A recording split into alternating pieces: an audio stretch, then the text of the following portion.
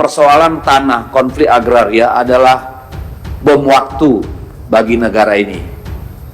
Ketika populasi terus bertambah, tanah semakin sedikit, ya, perubahan terjadi dalam dunia industri dan sebagainya, orang untuk makan perlu tanah.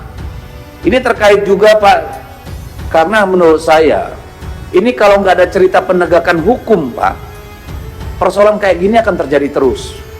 Saya mohon diaudit, Pak, dan negara menghitung apakah sudah bayar pajak dengan benar juga ini. Jangan cuma haknya untuk mendapatkan sertifikat, kewajibannya pada negara bagaimana selama ini. Termasuk saya mohon, Pak, semua HGU, kelapa sawit, HTI, dan sebagainya, apakah sudah dipetakan dengan benar?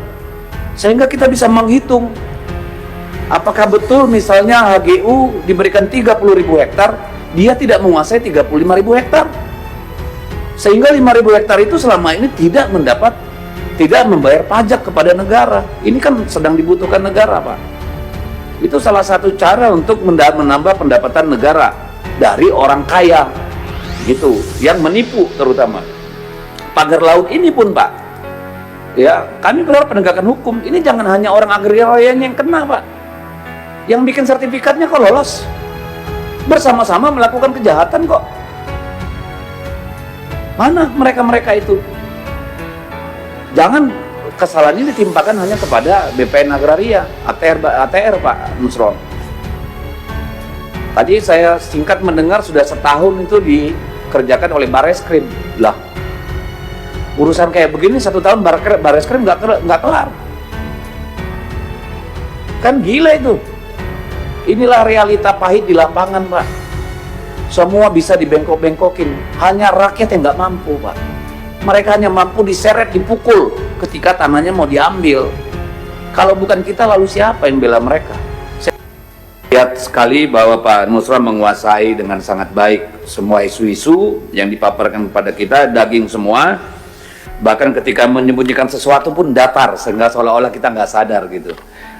Untuk itu, saya terima kasih Pak Nusron, banyak hal yang sudah disampaikan. Nah, pertama saya ingin tanya terkait anggaran. Di sini kan tentu anggaran itu kan kemudian ada output atau outcome. Saya tidak akan mengatakan pemotongan efisiensi anggaran itu sebagai efisiensi, karena sampai 41% hampir 42,76 kalau nggak salah, itu sudah pemangkasan anggaran. Pertanyaan saya, apakah juga mengubah rencana kerja dari ATR BPN atau masih tetap yang kemarin? Itu real, supaya kita nanti dalam evaluasi tidak menyalahkan Pak Menteri. Ngajukan mobil speknya ya dengan CC 3.300, lalu nanti kita audit, kita laporkan dengan CC 1.500, kan nggak fair. Ya, jadi saya ingin tahu konsekuensi dari pemangkasan anggaran itu, ya, terhadap capaian-capaian yang diusulkan berdasarkan rencana 2025 yang disusun tahun 2024. Itu yang pertama. Dan sini saya juga mau sampaikan bahwa jangan lupa bahwa APBN kita itu juga mendorong sektor real, sehingga harus juga diperhatikan pengaruhnya terhadap ekonomi real. Yang kedua, Pak Nusron, saya menangkap semangatnya tadi secara substansial, bicara tentang keadilan pertanahan, juga kepastian hukum, dan soal sosiologis ketika bicara tentang, katakanlah, hak apa yang sudah terbitkan nih, hak ulayat, tanah ulayat. Cuma yang menjadi pertanyaan saya, kenapa hanya Kalimantan Barat nih? Apakah ini ada proses di mana pemerintah daerah atau provinsi terlibat, sehingga kemudian mereka lebih dulu?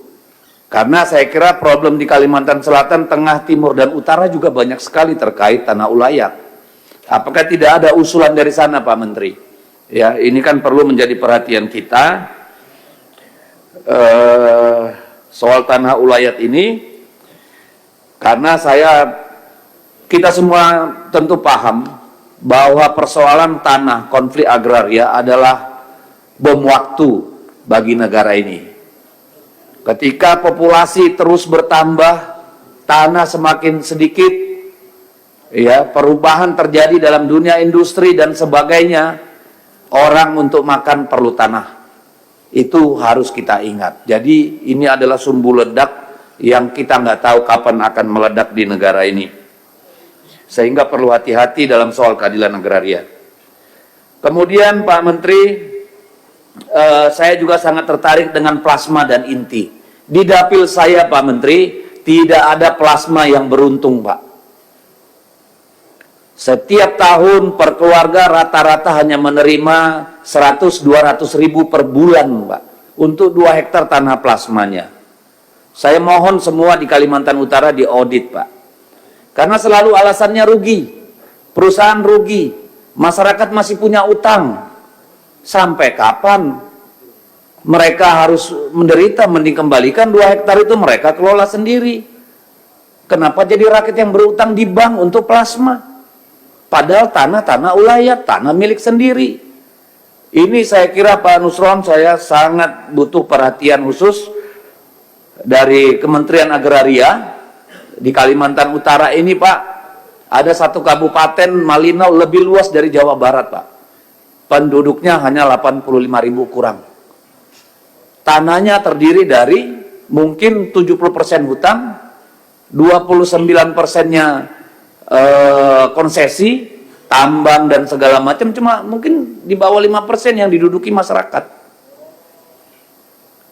Padahal di sana, di Kalimantan Utara ini ada PSN yang besar sekali Pak, yang pasti orang kampung, masyarakat adat nggak akan bisa berpartisipasi kecuali menjadi security atau cleaning service Pak.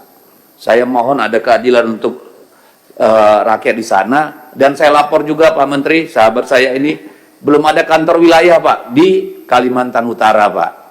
Padahal Papua itu saya lihat ada beberapa sudah, padahal lebih dulu Kalimantan Utara dimekarkan tapi nggak ada kantor BPN wilayahnya. Jadi kalau ada pembagian sertifikat itu mungkin 80% diambil sama Kaltim Pak, Kaltaranya nggak kebagian, ya itu problem. Lalu kemudian ini terkait tadi Bapak menyinggung ada kerjasama sekarang tambahan Kementerian Transmigrasi Pak. Mohon perhatiannya Pak untuk Kalimantan Utara, ya supaya kalau ada di sana program transmigrasi mohon disampaikan, bukan kewenangan Pak Nusron. Saya berharap itu 60-40 Pak. Ya, either masyarakat setempat 60, 40-nya masyarakat transmigrasi. Jangan sampai ada ketidakadilan yang nanti tahun-tahun mendatang bisa memicu konflik. Ini harus kita perhatikan. Yang ke-6 terkait Satgas Kelapa Sawit Pak. Pertanyaan cepat Pak Nusron, apakah di dalamnya ada Kementerian Keuangan Pak? Ada, baik. Ini terkait juga Pak, karena menurut saya ini kalau nggak ada cerita penegakan hukum Pak, persoalan kayak gini akan terjadi terus. Saya mohon diaudit Pak, dan negara menghitung apakah sudah bayar pajak dengan benar juga ini. Jangan cuma haknya untuk mendapatkan sertifikat, kewajibannya pada negara bagaimana selama ini. Termasuk saya mohon Pak, semua HGU, kelapa sawit, HTI dan sebagainya, apakah sudah dipetakan dengan benar, sehingga kita bisa menghitung apakah betul misalnya HGU diberikan 30.000 hektar, dia tidak menguasai 35.000 hektar. Sehingga 5.000 hektar itu selama ini tidak membayar pajak kepada negara. Ini kan sedang dibutuhkan negara Pak. Itu salah satu cara untuk menambah pendapatan negara dari orang kaya, gitu, yang menipu terutama. Lalu kemudian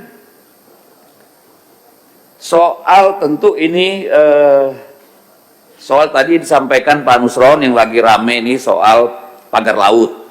Tadi mau saya tanya, ternyata semua yang sedang diributkan ini tidak satu pun di kawasan PSN ya Pak Nusron.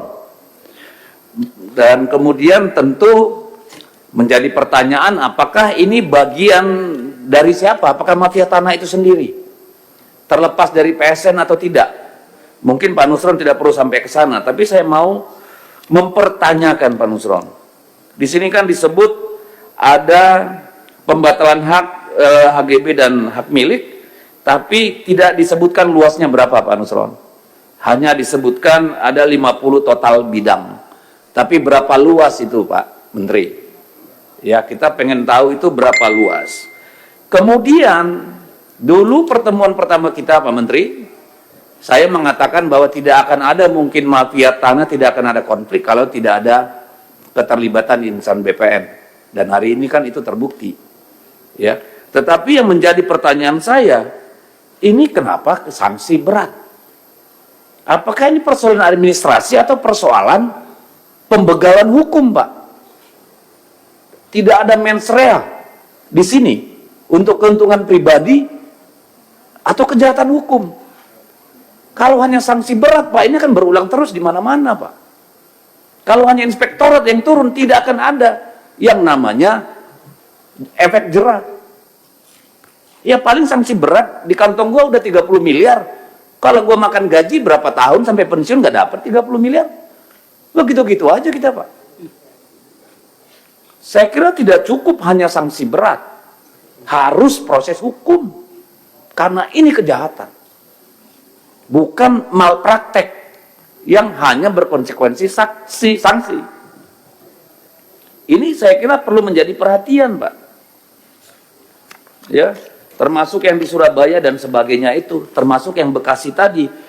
Kalau nggak bisa dibatalin, Pak, itu yang menerbitkan sertifikatnya, proses hukum dulu, Pak. Sehingga bisa dibatalkan bahwa itu produk cacat hukum. Jangan nunggu fatwa dari kejaksaan, Pak. Duit mereka lebih banyak, Pak. Saya minta, mohon, ya udah proses hukum, Pak. Sehingga bisa dibatalkan itu. Karena soal ruang abu-abu aturan kita ini, Pak, sangat mudah dimanipulasi, Pak. Semua ada bohirnya, mau bikin PP, mau bikin perpres, mau bikin apa. Semua bisa-bisa aja. Jadi saya sangat berharap penegakan hukum di sini, Pak, supaya ada efek jerah, Pak Nusron. Supaya Bapak bisa memulai, ya, memimpin ATR BPN ini dengan legacy, Pak. Pembersihan di dalam, Pak. Narasi penegakan hukum itu harus sangat kuat. Sehingga semua yang ada di layar ini sekarang, semua punya rasa takut, Pak. Tinggal minta sama negara, kalau perlu nanti gaji dan apa namanya insentifnya setara dengan Kementerian Keuangan. Kenapa tidak? Di luar itu jangan coba-coba gitu loh, Pak. Karena tanah adalah kehidupan. Kalau dimain-mainin, Pak, orang siap mati, Pak. Apa belum banyak bukti konflik tanah nyawa meregang? Masa kita harus hadapkan polisi sama rakyat terus hanya gara-gara soal pertanahan? Di baliknya ada orang-orang serakah. Narasi penegakan hukum di BPN Agraria harus sekuat-kuatnya, Pak. Kalau ibarat korporasi ini, Pak, nggak usah pakai ini langsung pecat, Pak. Nggak ada sanksi-sanksi berat. Jelas, bawa ke jaksa, bawa ke KPK, Pak. Harus gitu, Pak Nusron. Supaya Pak Nusron betul-betul dikenang sebagai kita, sesama politisi maupun rakyat, sebagai individu yang berhasil melakukan reformasi terhadap ATR BPN, Pak. Selama ini kita menganggap semuanya adalah sarang mafia, Pak. Mohon maaf saya, banyak sekali orang baik di BPN Agraria, Pak. Tapi kita lihat kejadian-kejadian bertahun-tahun ini kan nggak beda dari satu menteri ke menteri lain. Kemarin soal pagar laut itu yang bikin heboh apa? Akrobat-akrobat komunikasi, Pak. Ada yang ngaku bekas tambak, bekas abrasi. Ada yang tiba-tiba dicabut, ada yang nggak setuju dicabut. Ada yang ngaku ini, ngaku itu, akrobat, Pak. Itu yang membuat heboh ya mereka-mereka, bukan rakyat. Jadi dalam soal pagar laut ini pun, Pak, ya kami berharap penegakan hukum. Ini jangan hanya orang agrarianya yang kena, Pak. Yang bikin sertifikatnya kok lolos. Bersama-sama melakukan kejahatan kok. Mana mereka-mereka itu? Jangan kesalahan ini ditimpakan hanya kepada BPN Agraria, ATR Pak Nusron. Tadi saya singkat mendengar sudah setahun itu dikerjakan oleh Bareskrim. Lah, urusan kayak begini 1 tahun Bareskrim nggak kelar. Kan gila itu. Apa kita harus ganti Bareskrimnya? Kan ini persoalan kalau begini. Inilah realita pahit di lapangan, Pak. Semua bisa dibengkok-bengkokin. Hanya rakyat yang nggak mampu, Pak. Mereka hanya mampu diseret, dipukul ketika tanahnya mau diambil. Kalau bukan kita, lalu siapa yang bela mereka? Saya kira harus kuat, Pak Nusron, narasi penegakan hukum dalam urusan-urusan ini. Terima kasih, Pak Nusron. Mohon maaf kalau kurang berkenan semua. Terima kasih.